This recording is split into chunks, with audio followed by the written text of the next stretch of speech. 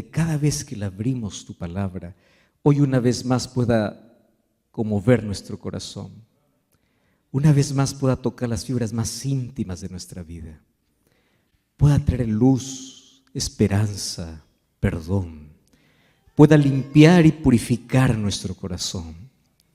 Y esta noche tu palabra, como espada viva, como espada de dos filos, pueda cortar todo lo malo de nuestra vida, como también pueda darnos el poder para deshacer y enfrentar todas las artimañas del maligno. Danos tu bendición.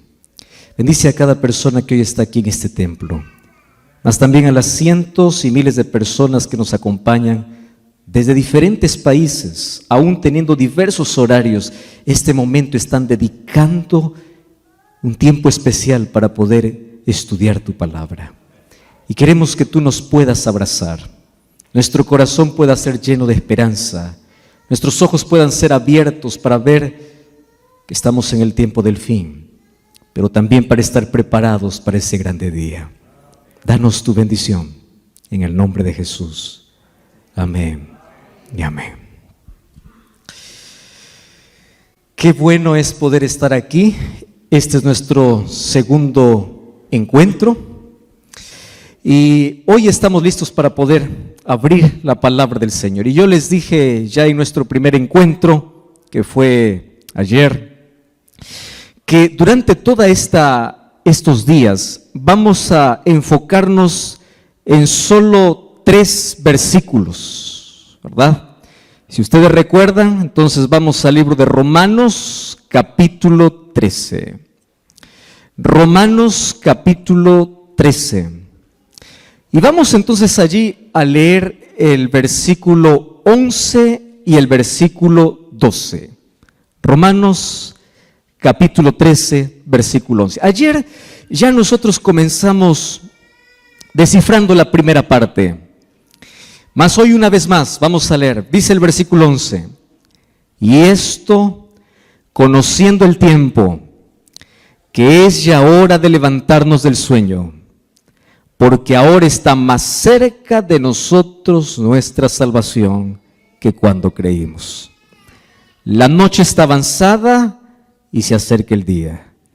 Desechemos pues las obras de las tinieblas y vistámonos de las armas de la luz. Para hacer un breve repaso simplemente, ayer dijimos que nadie se despierta a menos que no conozca el tiempo. Conocer el tiempo es fundamental. Y en la Biblia nosotros tenemos a la profecía que nos marca exactamente en qué parte de la historia nos encontramos. Dentro del reloj profético nosotros sabemos en qué momento estamos. Y ya repasamos algunas señales: ambiente religioso, ambiente político, ambiente social, ambiente natural, y la última señal que será la predicación del Evangelio.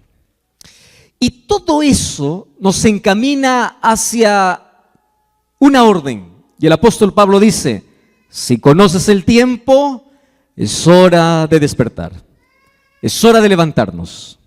¿Y de qué manera nos despertamos? ¿Recuerdan ustedes que habían 3 parábolas en el cual hicimos un énfasis especial? Mateo capítulo 25, 10 vírgenes, parábola de los talentos, de las ovejas y los cabritos. Preparación espiritual, preparación misional y preparación a través del servicio. Mas todo eso nos tiene que llevar a un reavivamiento y a una reforma. Y el reavivamiento comienza con oración, se sostiene con oración. Los cristianos hoy necesitamos volver a lo básico, a las vocales, al ABC, aquello que es fundamental. Ayer dijimos de que de nada sirve todas las cosas que podamos hacer para Dios, en nombre de Dios, pero sin Dios. Y es triste. ¿Por qué? Porque es fácil hablar de Dios, pero qué difícil es hablar siempre con Dios. Una cosa es hablar de Dios y otra cosa es hablar con Dios. Y tenemos muchos que hablan de Dios y nosotros somos llamados para hablar de Dios. A través de nuestro testimonio, a través de las cosas que hacemos, de nuestras palabras. La iglesia existe para predicar el evangelio. Pero hablar de Dios sin primero hablar con Dios nos lleva a una incoherencia. Entonces cuando vamos a la gente y le decimos, ven, Jesús transforma la vida, él viene y me mira y dice, ¿qué vida? Vamos a la gente y decimos, ven, Jesús te da paz, pero la gente te ve turbada. Vas a la gente y te dice, ven, porque Jesús es alegría, y tú estás amargado. Entonces, ¿qué tipo de evangelio? ¿Qué cosa estamos dando a las personas? Entonces, despertar del sueño representa un reavivamiento, y ese reavivamiento trae una reforma, porque obviamente cuando cambia la mente, cambian los hábitos, cambia lo externo. Y dijimos que lo peligroso es que hoy estamos tan preocupados solamente en el maquillaje espiritual, menos en un cambio real. Cuando el cambio tiene que venir de adentro hacia afuera, no de afuera hacia adentro.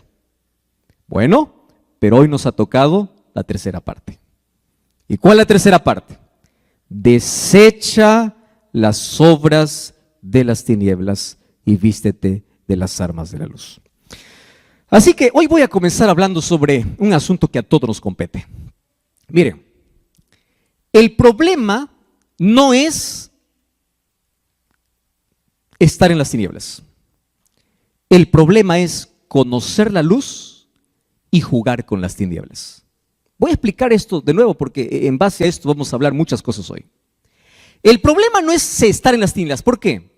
Porque aquel que está en las tinieblas un día conoce la luz y abandona las tinieblas. El problema no está en aquel que está hoy en las tinieblas. El problema está en aquel que conoce la luz, pero juega con las tinieblas. Y le voy a decir por qué razón. La razón es simple. El mayor peligro del cristiano es familiarizarse extremadamente con los asuntos espirituales sin cambiar nada. ¿Qué sucede? Cuando tú te familiarizas tanto con algo, pierdes el miedo. Yo no sé si ustedes recuerdan la primera vez que ustedes tomaron un automóvil. Yo recuerdo aquella primera vez. Vamos a aprender a manejar. Ahí estaba. Primero alguien me acompañó, me dio todas las indicaciones, vas a hacer esto. Y uno comienza, ¿verdad? Despacito allí, el timón con miedo y respeta todas las señales, ¿no? Todo. Genial. Eso es hasta que aprendas, ¿verdad? Una vez que aprendas ya no te da tanto miedo, porque te familiarizas. Y cuando pierdes el miedo, muchos de los accidentes justamente ocurren por mucha confianza, exceso de confianza. Aquí te dice manejar, bueno, yo voy a hablar en el lenguaje que yo conozco, aquí son millas, pero allá 80 kilómetros por hora, aquí 80, yo puedo manejar 120, ¿no? Puedo, ¿por qué? Autoconfianza. Cuando te familiarizas demasiado, tú confías mucho. ¿Qué sucede? Eso sucede en la iglesia en el asunto espiritual. ¿Hay que orar? Sí, hay que orar. Dime un concepto de oración. Conoce todos los conceptos de oración. Dime las 28 doctrinas. Conoce las 28 doctrinas. Dime la profecía. Conoce la profecía. El asunto es, conoces tanto de la luz, pero juegas con las tinieblas. Ese es el problema. Conoces tanto. ¿Y saben qué cosa es lo triste? Hoy tenemos probablemente un fenómeno que hay gente que conoce de reglas, gente que conoce de normas, gente que conoce de doctrinas, gente que conoce de profecías, pero gente que no conoce a Jesús. Conoce de todo, menos a Jesús. Tiene tanto conocimiento. Entonces el problema es que cuando tú te familiarizas tanto con un asunto sin cambiar, hay una palabra que a mí me da mucho temor y es la palabra insensibilidad. ¿Y saben qué cosa es lo que yo entendí? Cuando yo veo el libro de Apocalipsis y el mensaje que Cristo da para las iglesias, el corazón más duro no está fuera de la iglesia. El corazón más duro está dentro de la iglesia. Tanto así que cuando Jesús dice, he aquí yo estoy a la puerta y llamo, ese texto bíblico no se aplica a aquel que está afuera. Ese texto se aplica a la iglesia. ¿Dónde está? Aquí estoy a la puerta y llamo. Apocalipsis 3:20. Apocalipsis 3, ¿de qué habla? Un mensaje a las 7 iglesias. ¿Para qué mensaje era? He aquí yo estoy a la puerta y llamo. Para la última iglesia. ¿Cómo se llama la última iglesia? La Odisea. ¿Quiénes forman la iglesia la Odisea? Nosotros. Entonces, el llamado no es de Jesús a aquel que anda en las tinieblas. He aquí yo estoy a la puerta y llamo. No, no, no. He aquí yo estoy a la puerta y llamo es aquel que conoce la luz, sabe de la luz, pero Cristo sigue fuera. ¿Y saben qué es lo triste? Cuando uno se acostumbra a escuchar la voz de Dios sin hacer nada para cambiar, ¿sabes qué pasa? Sucede más o menos como cuando tú te vas a trabajar al campo. Yo no sé cuántos de ustedes conocen la vida del agricultor. Yo crecí en la agricultura porque mi padre fue agricultor. Conozco muy bien el proceso de la siembra hasta la cosecha, el sacrificio que hay que tener para sacar un grano de arroz. Imagínalo, para sacar una papa, un tomate, todo ese proceso. Pero si tú tocas la mano de un agricultor, tú vas a ver que la mano del agricultor es una mano áspera, dura, pero no se volvió dura de la noche a la mañana. Fue un proceso.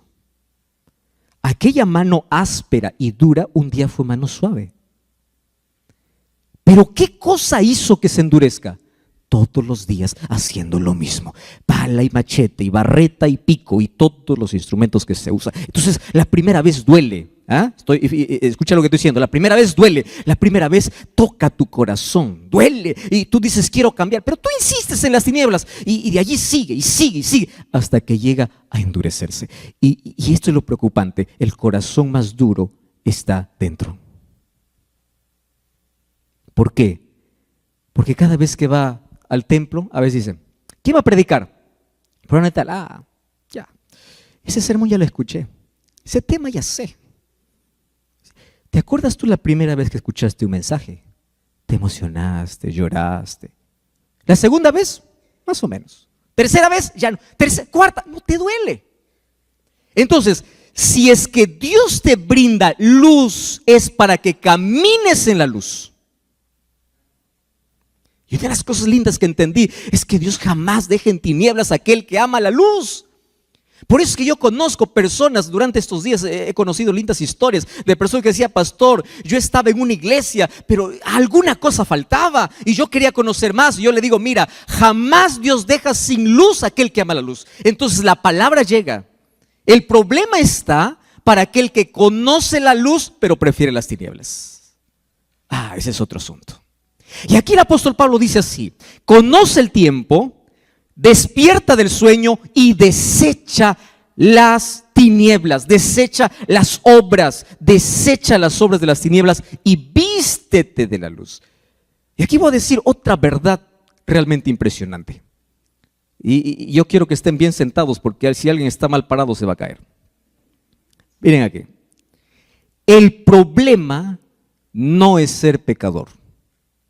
¿Por qué digo que no es un problema? Porque para el pecado hay solución. ¿Quién es la solución? Cristo. El problema no es ser pecador. El problema es no querer abandonar el pecado. Ese es el problema. El problema no es tener la herida.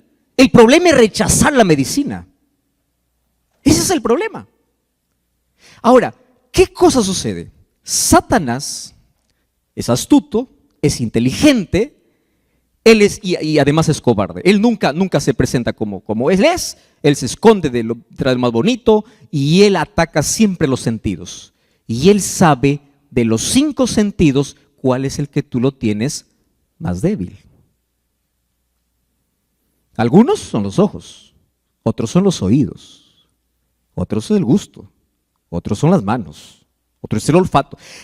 Y Satanás dice, ¿cómo es que yo puedo hacer que este que conoce la luz pueda jugar conmigo un ratito? Sentidos. ¿Cuál es el sentido que tiene más débil? Y él dice, y él no está probando, él sabe que cada pez tiene una carnada diferente. Entonces, la tentación para mí es diferente a la tentación para ti. Cada uno tiene una inclinación diferente. La Biblia eso lo llama concupiscencia o la inclinación que el ser humano tiene.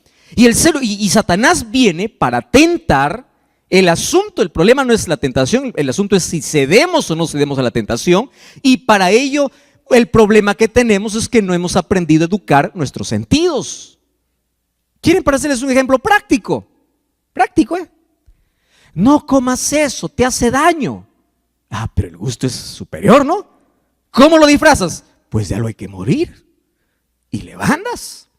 Eso no veas, te hace daño. Ah, pero es mi vida. Eso no toques, eso no frecuentes, no vayas allí.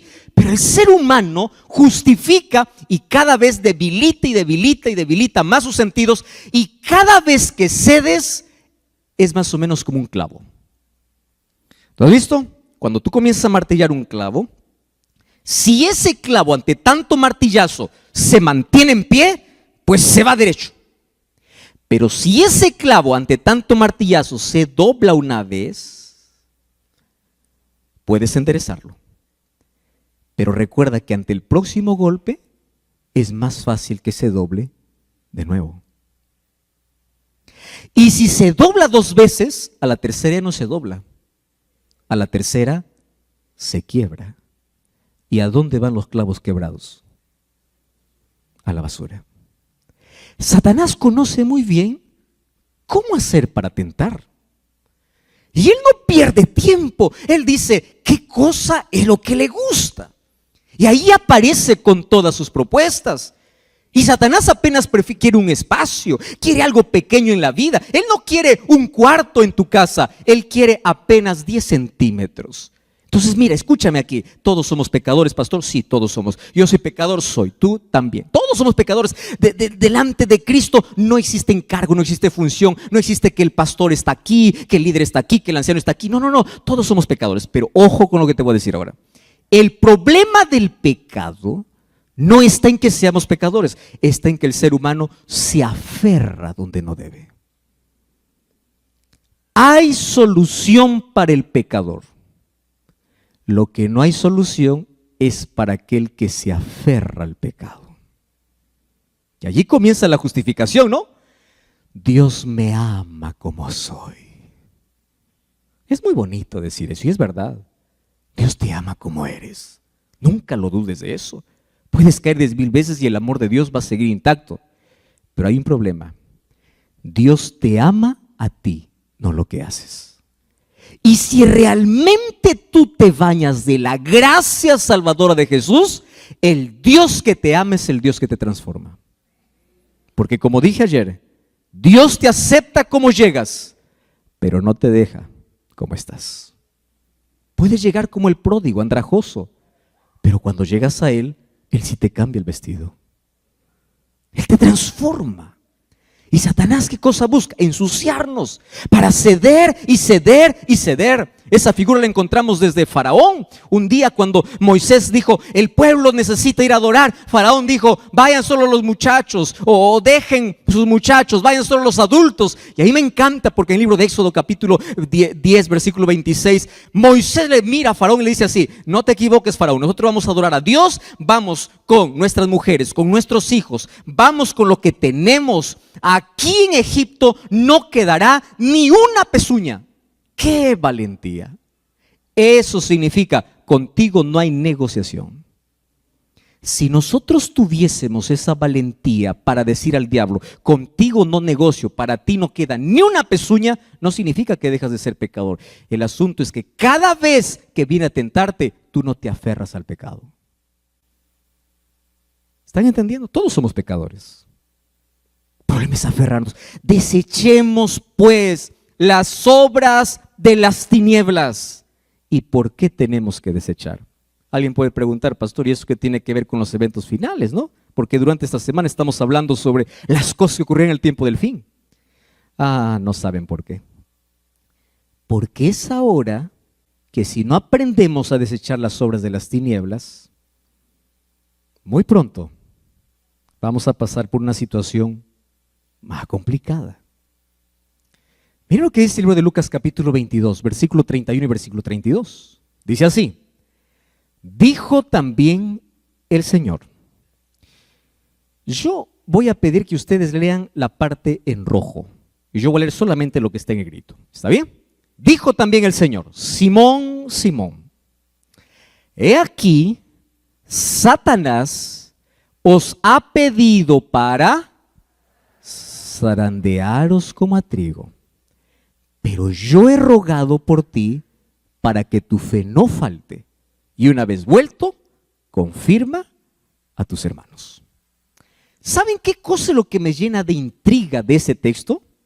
Es que ante ese pedido Jesús no le dice: yo te libro del zarandeo. No. Jesús le dice: yo solamente oré para que tu fe no falte. ¿Qué quiere decir? Que el zarandeo es un asunto particular, especial, que todos los seres humanos vamos a pasar de dos maneras: de manera individual y de manera grupal. Así que déjenme explicarles hoy en qué momento el cristiano es zarandeado. En primer lugar, de manera individual, y luego en el tiempo del fin, que ya estamos en ese tiempo, nuevamente la zaranda se moverá y aquel que no es trigo, pues el viento se lo llevará. Entonces la pregunta es: ¿cómo yo puedo saber si soy trigo? ¿Cómo yo puedo mantenerme firme? Y ahí viene el complejo, ¿no? De la culpa. Es que yo soy pecador, es que yo soy débil, es que yo soy tentado, es que yo no puedo. Hoy vamos a entender un poquito cómo es el asunto del zarandeo. Yo quiero que ustedes entiendan, el asunto del zarandeo es la mayor realidad que cada día la iglesia vive. Una vez más, de manera individual está sucediendo ahora. Y de manera grupal va a suceder de aquí a poco. Justamente antes de que Dios derrame la lluvia tardía. Eso será nuestro tema del sábado. O sea, en la lluvia tardía ya estará seleccionado, ¿qué cosa? El trigo. Y aquellos que recibirán el poder del Espíritu Santo para el mayor Pentecostés de la historia, mayor que el primer Pentecostés, serán aquellos que han sido sacudidos, pero se han mantenido firmes. Porque el cristiano, antes de poder esperar o antes de poder ir al cielo, primero es sacudido para ver cuál es su intención, cuál es su motivación, qué tiene en el corazón. Porque es fácil ser cristiano y ir a una iglesia, tener la Biblia bajo el brazo y decir: amo a Cristo, aleluya, amén, gloria a Dios. Pero ¿qué sucede cuando viene la zaranda? ¿Qué sucede cuando viene el viento? ¿Qué sucede cuando viene el problema? ¿Dónde está tu fe? Y escúchame bien lo que te voy a decir ahora. Si tu fe no es capaz de sostenerte en los días más oscuros de tu vida, evalúa tu fe. Porque es la fe. Jesús nunca prometió que sus hijos nunca pasarían por problemas. El falso evangelio, ¿cuál es? Ven a Jesús, tus problemas acabarán. Eso es falso. Dios tiene poder para restaurar, sí. Dios tiene poder para curar, sí. Pero nunca Dios te ha prometido que si vas a Él, tus problemas acaban. Al contrario, Jesús te dice: el que quiere ser mi discípulo, venga, pero tome su cruz y sígame. Y feliz es aquel que entiende que aunque el cristianismo tiene una corona al final de su carrera, antes de la corona, primero tiene una cruz para el camino. Ahora, ¿qué es el zarandeo individual? Aquí vamos a responder algunas preguntas. Primero, ¿quién produce el zarandeo? Según el texto que hemos leído, Jesús dice: Satanás ha pedido. Pero en esta tarde vamos a entender que el zarandeo individual tiene dos dimensiones. La primera dimensión se llama el zarandeo producido por Dios mismo. Pastor, ¿es posible que Dios pueda zarandear? Sí. ¿Y a qué lo llamamos el zarandeo divino? El zarandeo divino es el proceso por el cual Dios quiere hacer brillar su carácter en tu vida. Y lo voy a hacer en 2 ejemplos. Dice que una vez se le preguntaron a un joyero, ¿cuándo es que el oro es oro puro? Y el joyero respondió lo siguiente: cuando puedo ver mi rostro reflejado en el oro. Pero para que el oro pueda reflejar el rostro de aquel que lo tiene que pasar por un proceso. Y ese proceso se llama fuego. Cuando nosotros enfrentamos el fuego, existen 2 tipos de personas. Personas tipo oro y personas tipo leña. ¿Qué sucede cuando tú colocas leña al fuego? ¿Cómo termina ese pedazo de leña? Por más fuerte que haya sido, cenizas. ¿Qué sucede cuando colocas el oro en el fuego? Más fuego, más brilla. La pregunta es, ¿quién eres? ¿Oro o leña? Porque puede ser que en algunos casos nuestra fe se deshaga ante la primera prueba de la vida. Y quiero que sepas que la Biblia sí habla de que Dios sí prueba a sus hijos. Es bíblico. Dios permite que sus hijos pasen por el desierto, pero Él los acompaña. Eso es bíblico. Dios permite que sus hijos entren al horno de fuego, pero Él los acompaña. Él nunca te prometió que no pasarás por el desierto, que no pasarás por el horno. Él te prometió: estaré contigo en el desierto y en el horno. Pero hay algo que no puede evitar: que tú pases. ¿Y por qué razón Dios quiere llevarnos allí? Hermanos, por una razón simple. Porque hay tanta cosa que Dios quiere quitar de nuestro corazón y el ser humano no aprende a la buena. Quiero que ustedes entiendan esto, y esto lo aprendemos desde niños.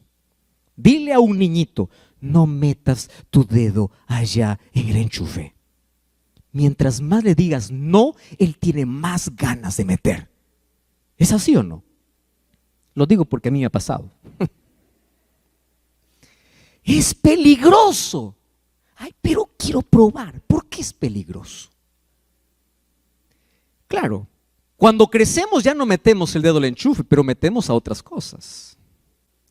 Y comenzamos a jugar con el peligro, ¿verdad? Ante los no parece que nosotros somos impulsados y queremos. Entonces, ¿qué cosa tiene que hacer Dios? Para salvarnos, a veces tiene que pararse como un padre y decir: eso no. Y si tú realmente me amas, yo voy a permitir, te voy a llevar al desierto, te voy a llevar al horno y vamos a pasar juntos. Pero quiero una cosa: que en el horno tú no te sueltes de mi mano.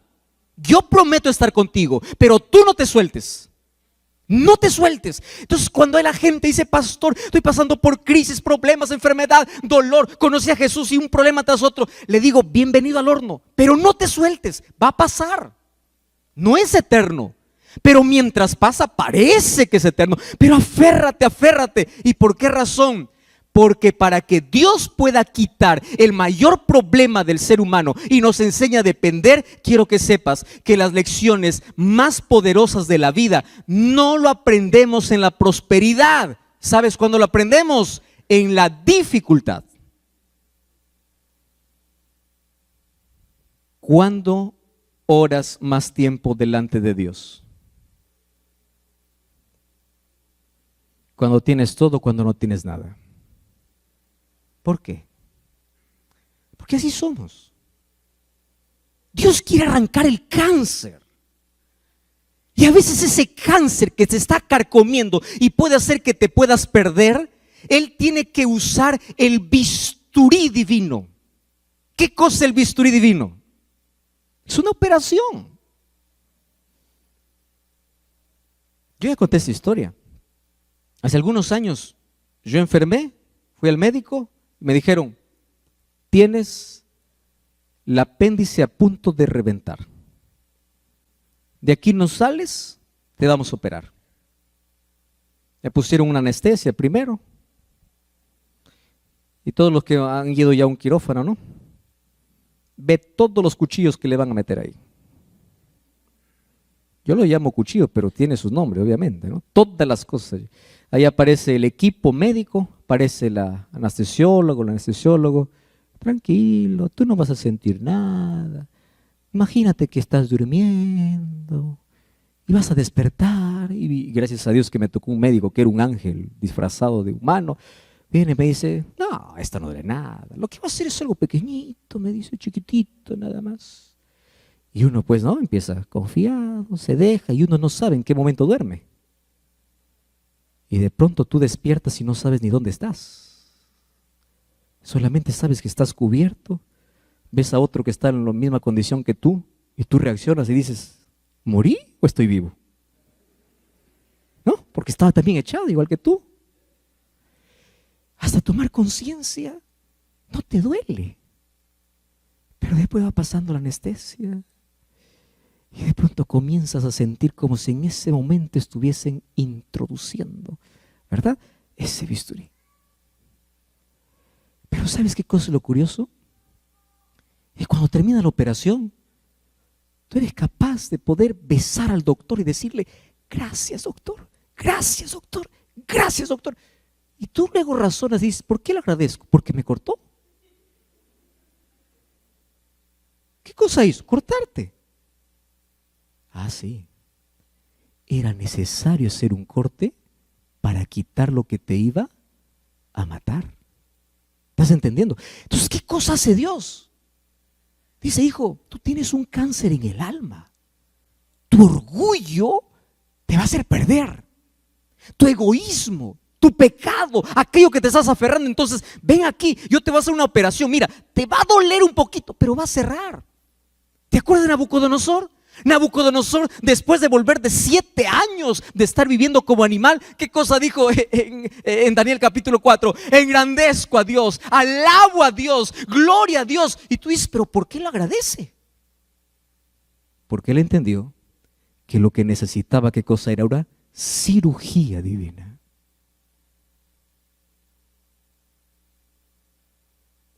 Entonces, la primera fase del zarandeo individual, ¿en qué consiste?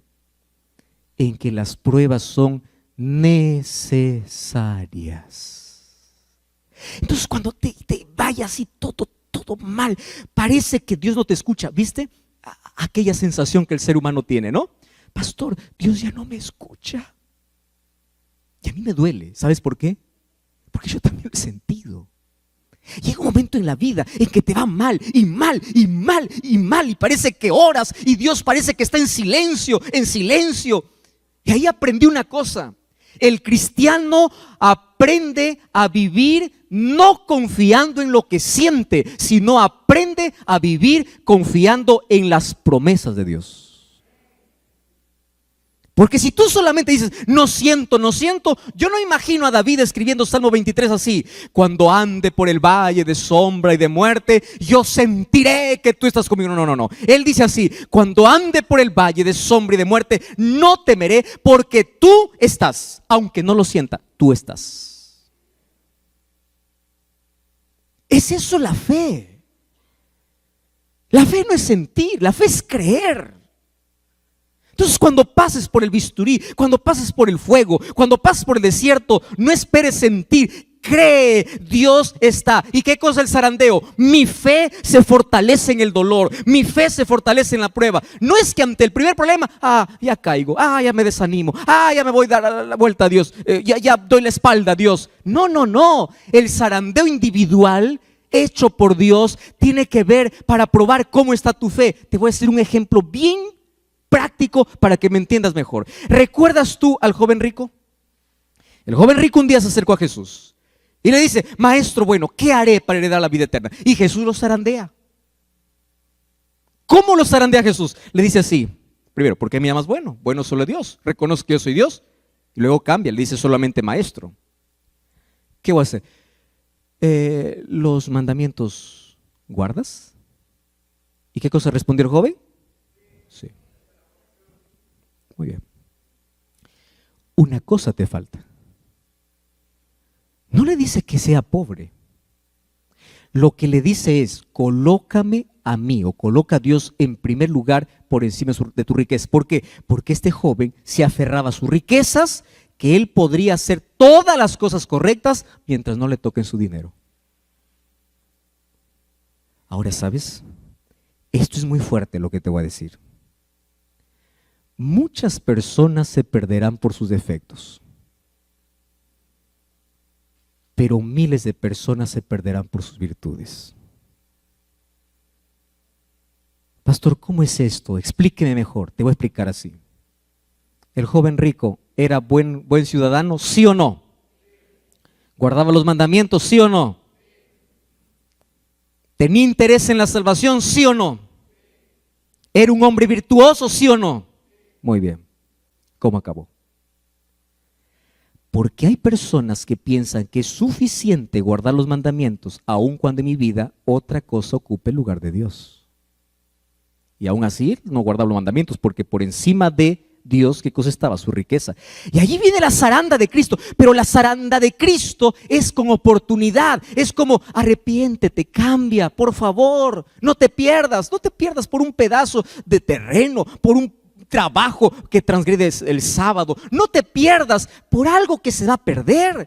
Luego acumulas, te mueres para quien queda. Pero mira, sígueme, colócame a mí en primer lugar. ¿Qué cosa estás haciendo? Entonces viene la zaranda como diciendo, arrepiéntete, cambia. Tú tienes muchas virtudes, pero no confíes en tus virtudes, porque lo que salva no son las virtudes, es la gracia, es colocar a Cristo en primer lugar, es un relacionamiento con Cristo. De eso depende la salvación. Pero hay otro tipo de zarandeo que es más cruel, el zarandeo del diablo. El zarandeo del diablo es el zarandeo para verte arruinado en el suelo, y la intención de él es para que tú no te levantes. Mira, ¿cuál es el zarandeo del diablo? ¿Recuerdas tú a Pedro? ¿Cuál es el problema de Pedro? Señor, yo iré contigo si es posible hasta la muerte. Allá voy. Y Jesús tenía que hacer una cirugía. Y porque Jesús tenía que hacer una cirugía en el corazón de Pedro, ¿qué cosa hizo? Permitió que ahora Satanás mismo lo pueda zarandear.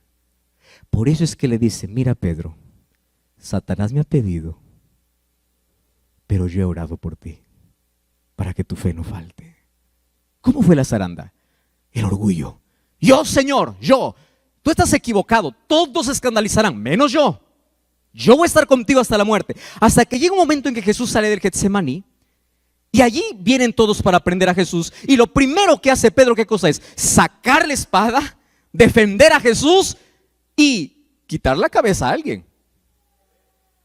Saca la espada y todo lo que consigue es cortar una oreja. Y cuando corta la oreja, yo imagino, porque ustedes saben que un orgulloso cuando hace algo quiere que todo el mundo le aplauda, ¿no? Yo imagino que Pedro estaba diciendo, ¿viste lo que hice por ti? Una oreja es algo, algo es algo, ¿no? ¿Me vas a aplaudir o no? ¿Cómo es el asunto ahora? Y Jesús, en lugar de aplaudirle, le mira y le reprende. Pedro, guarda tu espada. Lo que tú has hecho no está bien. Eso no es correcto. ¿Sabes qué se llama eso? Herir el orgullo. O sea, lo que yo hago no vale nada. Ay, dile eso a un orgulloso. ¿Cómo duele? ¿Cómo duele? ¿Sabes qué pasó a partir de ese momento? ¿Sabe lo que dice el Espíritu de Profecía? Que allí Pedro vivió la mayor decepción. Mira la zaranda por donde comienza. Decepción. ¿De quién se decepcionó? De Jesús. ¿Cuánta gente sale de la iglesia por decepción? De Jesús. O sea, yo estoy por defenderle y él no me apoya, él me reprende. Y allí empieza a guardar el rencor. Y de allí, a partir de allí tú lo vas a ver a Pedro ya no cerca de Jesús. ¿Qué cosa dice? Jesús le seguía, Pedro le seguía a Jesús ¿cómo? De lejos. ¿Se decepcionó? ¿Cuántas heridas tienes en tu corazón? Es que el anciano me dijo, es que el pastor me miró mal, es que fulano de tal no me saludó. Si supiera lo que me hicieron. Decepción. Y vas guardando cositas ahí en tu corazón, ¿no? Fulano, y piensas que todo el mundo está en contra de ti, hasta que llega un momento en que tú tienes que testificar de Jesús y en ese momento dices, yo no soy más, ya no más, no lo conozco, no lo conozco. Ay, ahí Satanás aprovechó para decirle, ya negaste, tú no mereces nada, ya estás hundido. Yo quiero decirles aquí un asunto interesante, hablando acerca del zarandeo. ¿Ustedes saben que existen dos zarandeos? ¿Cuál es el segundo zarandeo? El primer zarandeo consiste en que aquel que está caminando no caiga. Entonces aquel que pasa por las dificultades sigue caminando, llora, grita, pero sigue caminando y no cae. ¿Correcto? Entonces pasa el primer zarandeo. Pero el segundo zarandeo es más complicado. El segundo zarandeo está para aquel que cayó. Y aquí entra la parte más bonita. Ustedes saben que aquel que cayó también es zarandeado, pero el doble. ¿Y por qué razón? ¿Cuál es el zarandeo del que está caído? No te levantes. Ese es el zarandeo. Yo quiero decirte una cosa. No te preocupes si caíste en la vida. Voy a hablar para alguien que está mirándome allí del otro lado. Tú dices, pastor, yo ya fallé, yo soy resentido, yo salí de la iglesia, yo abandoné mi fe. Tranquilo, hay oportunidad para ti. Es verdad que el primer zarandeo caíste, correcto, todos los seres humanos caemos. Es más, quiero decirte que el cielo estará lleno de personas que cayeron. Pero escúchame una cosa, del segundo zarandeo es donde tú no debes quedar.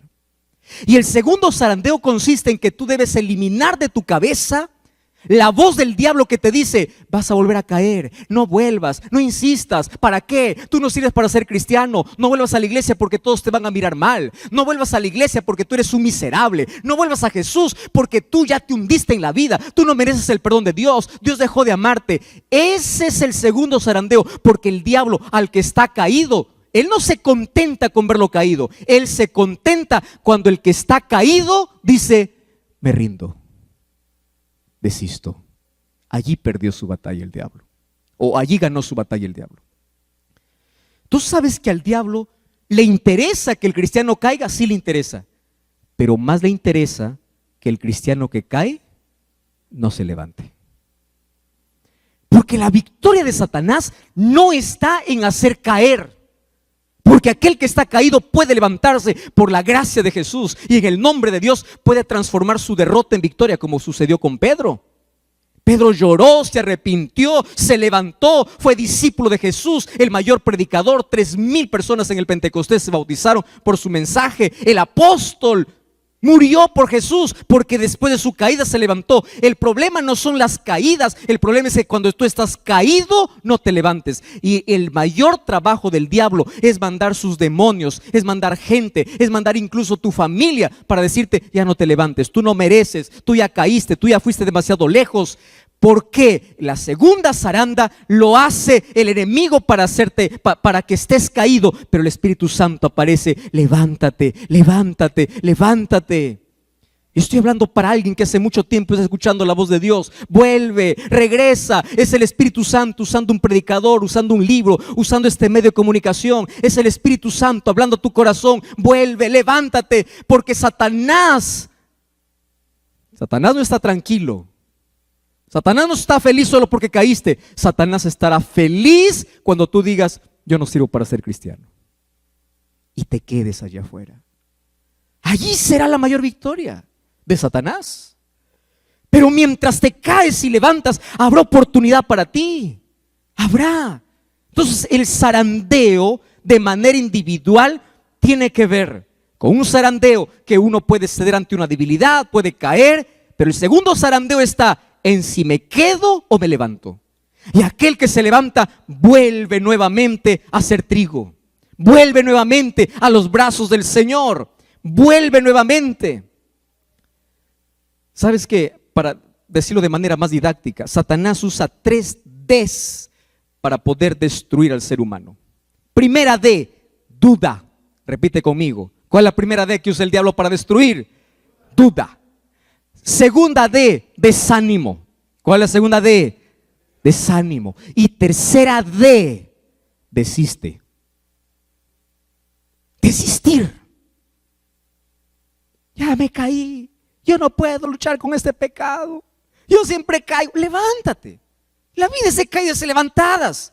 Y en una de esas, vístete de la gracia de Cristo, aférrate a Cristo, no abandone el pecado y dile: Señor, yo no puedo, yo soy débil, pero tú puedes hacer lo que yo no puedo. Y el Señor va cambiando, va transformando tu carácter, tu vicio, tu problema, tu gusto, tu preferencia. No hay nada que Dios no pueda cambiar.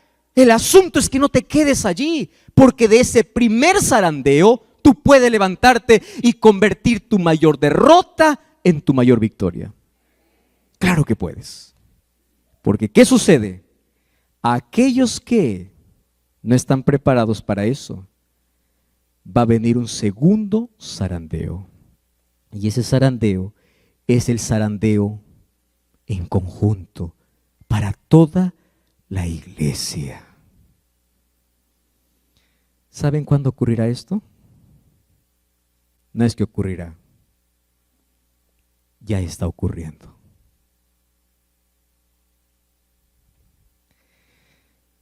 ¿Ustedes saben cuándo se dará este segundo zarandeo que sacudirá la iglesia? Y se verá la mayor apostasía de todos los tiempos. ¿Qué cosa es apostasía? Miles de personas abandonarán su fe. Y aquellos que un día parecían estar firmes se volverán en enemigos del pueblo de Dios. Pero saben, yo encontré un texto que a mí me impactó mucho y dice así: aquellos que caerán en el zarandeo serán aquellos que tuvieron una experiencia superficial con Dios. Por eso es que yo insisto desde ayer, 40 años en la iglesia no significa nada a menos que tú no pases tiempo con Dios. Y acá hay una frase que quiero que se te quede en la cabeza. Cristianismo no se cuenta los años que estuviste en la iglesia, sino el tiempo que pasaste con Dios. Eso es cristianismo. Entonces, aquellos que no tienen una experiencia real y profunda caerán en conjunto. Ahora estamos hablando en conjunto. ¿Cuáles son las cosas por las cuales caerán? A mí me encanta porque dice que cuando el creyente ora, los ángeles vienen para poder levantarlo. Pero antes de la lluvia tardía, antes del fuerte pregón, vendrá la zaranda más fuerte sobre toda la iglesia. Ahora estamos viviendo un poco de eso. Ustedes saben que hay personas que están esperando un pretexto para dejar la iglesia. Y quiero decirles una cosa. COVID-19 ya nos enseñó, nos dio un adelanto de lo que va a pasar. Iglesias de 300 miembros, ahora solo hay 100. ¿Dónde están los 200? Estaban esperando solo una oportunidad. Y todavía no estamos en la zaranda fuerte. Para que ustedes entiendan que el remanente de Dios no se trata de multitudes. Ahora, 4 cosas por el cual vendrá el zarandeo. Número 1. ¿Leen conmigo? Descuido e indiferencia. Miren ese texto. En el zarandeo, algunos fueron dejados al lado del camino. ¿Quiénes fueron dejados al lado del camino? ¿Qué dice allí lo que está en rojo? ¿Pueden ustedes leer conmigo?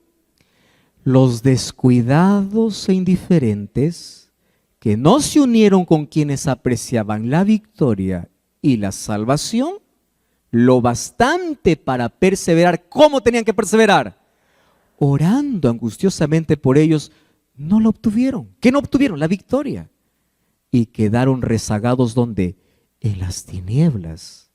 Y esta es la parte que más duele, ¿verdad? ¿Qué cosa dice? Y sus sitios fueron ocupados por otros que se unían a las filas de quienes habían aceptado la verdad. Ustedes saben por qué el cielo estará lleno de sorpresas. Porque en el cielo buscaremos a gente que creíamos que ya está salvo y no estará. Y en el cielo encontraremos a gente que ni imaginamos que se salvaron. Y estarán allí. Pero esto no es para alguien que está escuchando, entonces yo espero el último momento. Espera un momento ahí. Tú estás dando cuenta por cada oportunidad que desperdicies la salvación. En el tiempo final, otros ocuparán los lugares de aquellos que no soportan, ¿qué cosa? La zaranda, el zarandeo. Y ahora fíjate, ¿cuál es la primera razón por la cual muchos en este zarandeo van a mostrarse no como trigo, sino como vano? Yo no sé si ustedes entienden la figura de la zaranda, ¿no? La zaranda, ¿qué cosa es la zaranda? La zaranda es un instrumento que se usa para poder separar el trigo de todo lo que no es. Puede ser vano, puede ser solo fruto o la espiga no dio fruto. Los que sembramos o los que conocemos del arroz, existe un asunto que no es la zaranda, sino es ventear, cuando después de poder cosechar, colocas en una carpa todos los granos y comienzas con alguna cosa a ventear. Es el viento que lleva todo lo que no es grano.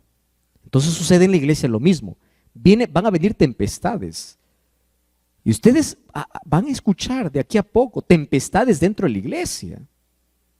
Y personas que estuvieron allí mirando solo al anciano, mirando al pastor, se van a decepcionar. Porque las personas no aprendieron a mirar a Jesús. Las personas por descuido, indiferencia, serán llevados por el viento. Número 2. ¿Qué cosa dice? Persecución y ley dominical. De esto vamos a hablar un poquito mañana, pero apenas un adelanto. Todos los que me siguen, dijo Jesús, padecerán persecución. Y la ley dominical no es un asunto lejano. ¿Qué cosa es la ley dominical? De aquí en poco, en breve, se van a unir 2 poderes sobre la tierra para poder declarar que toda la humanidad pueda guardar un solo día de descanso. ¿Ustedes lo ven eso lejano? No. Les voy a dar un ejemplo simple. Averigüen allí en internet, o si ustedes, yo tengo el libro en físico, la encíclica del Papa Francisco, que se llama Laudato Si. Así se llama. ¿Saben qué dice Laudato Si? Vamos a trabajar para cuidar el medio ambiente, cuidar nuestra casa. ¿Suena bonito el discurso o no? Claro. Lo acepta el religioso y también el que no es. ¿Quién puede estar en contra de cuidar la naturaleza? Nadie. Pero ¿saben qué propone? Necesitamos descansar un día a la semana. ¿Y qué día? Domingo. Ahora, esto cada vez se va a venir con mayor fuerza. Y aquellos que quieren ser fieles a la palabra de Dios, sabiendo que Dios tiene un solo día, ¿qué van a hacer? Perseguidos. Pero esta ley no vendrá primero como imposición, primero vendrá como ofertas. Y allí ocurre el zarandeo de manera global. Imagínate, mañana viene tu jefe y te dice así: mira, a partir de esta semana, yo te voy a duplicar el sueldo si tú ahora trabajas el sábado. ¿Cuál sería tu respuesta? Gloria a Dios, y así sería. Porque allí, ¿qué cosa está haciendo? Zarandeado. O es Dios o es el dinero, ¿verdad? Exactamente. Ahora, ¿pero qué me dices de personas que ahora ya están negociando su fe? Ahora. Entonces eran los primeros en aceptar las ofertas. Primeros. Pero luego vendrá una imposición. Y la imposición será: si no haces esto, tú vas a ser despedido. Y hay mucha gente que dice: pues Dios comprenderá, ¿verdad? Y en nombre del Dios comprenderá, van a romper todos los principios bíblicos. Ahora, ¿qué cosa sucederá? Allí, escuchen aquí, será la mayor zaranda, el mayor zarandeo. ¿Por qué? Porque miles y miles y miles de personas preferirán puestos, trabajo, dinero, posición, antes que obedecer a Dios. para que cuando llegue ese día tú puedas tener claro cuál es tu respuesta. Ahora vienen pequeñas pruebitas. ¿Te ha pasado o no? Pequeñas. ¿Eres fiel allí? Tercero, rechazo al mensaje de la Odisea. Miren, en persecución y ley dominical, pronto los hijos de Dios serán probados por intensas pruebas, y muchos de aquellos que ahora parecen ser sinceros y fieles, que dice allí, resultarán ser vil metal. En vez de ser fortalecidos y confirmados por la oposición, las amenazas y los ultrajes, se pondrán cobardemente del lado de los opositores. Tercero, rechazo a la Odisea, al mensaje de la Odisea. Los que perseveran en su, ¿qué cosa dice allí? Indiferencia. Y no reciben la amonestación de Cristo en el mensaje de la Odisea, ¿qué cosas serán? Vomitados. ¿Qué significa vomitados? Despedidos del cuerpo de Cristo. ¿Cuándo? En el tiempo del zarandeo. ¿Qué cosa está diciendo? ¿Cuál es el mensaje a la Odisea? No juegues a ser cristiano. ¿Cuál es el mensaje a la Odisea? Ojalá fueses frío. O eres caliente, pero no eres ni frío ni caliente. ¿Qué cosa eres? Tibio. Estás en medio. Dices una cosa, haces otra cosa. El sábado vienes a la iglesia, cantas al Señor, con esa misma boca que alabas al Señor, el domingo estás insultando. Estás maltratando. Tibio. Rechazo el mensaje por la indiferencia. El asunto es que se acostumbraron a escuchar tantas veces el mensaje de Dios y lo peor es que ellos se conformaron con su estado espiritual. Hay gente que se conforma. Así será, pues. Así. Así moriré, pastor. Así. No hay cambios. Finalmente, fíjense lo que dice aquí. Conocimiento superficial. ¿Qué es conocimiento superficial? En lo porvenir, las supersticiones satánicas, ¿qué cosa dice? Cobrarán formas nuevas. El error será presentado de un modo agradable y halagueño. Falsas teorías revestidas de luz serán presentadas al pueblo de Dios. Así procurará Satanás engañar a los mismos escogidos si fuera posible. Eso dijo Jesús en Mateo 24. Y se ejercerán influencias extremadamente seductoras. Y esa frase hay que tener en cuenta. ¿Qué dice? Se hipnotizarán las mentes. ¿Saben que eso ya se está cumpliendo hoy?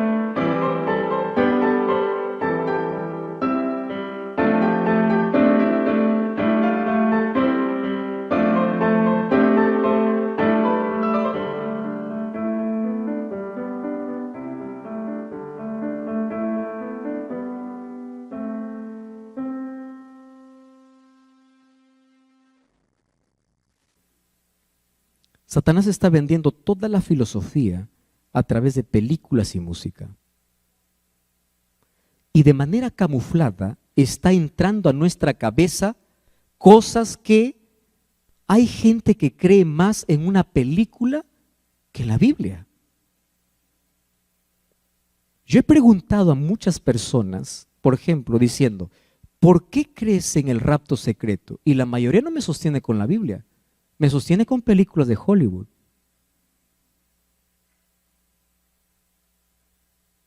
¿Y saben qué cosa es lo triste? Que las personas que no están fundamentadas en la palabra, porque no tienen un conocimiento profundo, sino superficial, son personas vacías. Y a mí me preocupa porque incluso dentro del pueblo de Dios existen personas que dicen así. Así dice el pastor, así dice la iglesia, así dice el anciano. Eso me preocupa porque nuestra palabra tiene que ser así dice Jehová. Así dice la Biblia. No es lo que diga alguien. Lo que diga alguien tiene que confirmar lo que la Biblia dice. Pero hay tantos grupos hoy que se desunen a la iglesia. Que este color, que así, que el peinado así, que la caminada así, que el rostro así, que esto así, esto no me gusta, que esto sí me gusta. ¿Quién dice? Así dice el pastor fulano, así dice el pastor. No, no, no. Así dice la palabra. Si tu preferencia o lo que dices no está basada en la palabra, pues... Y una de las cosas tristes es que hoy nuestras Biblias están cerradas. No estoy hablando dentro del mundo secular, dentro del propio pueblo de Dios. Qué triste es que cristianos apenas leen el versículo que se da en el culto divino y la Biblia se mantiene cerrada por 7 días más. Queridos, va a llegar un momento, y ese momento comenzó. Dios está, ¿cuándo? Ahora, zarandeando a su pueblo. ¿Por qué lo zarandea? Probando sus propósitos y motivos.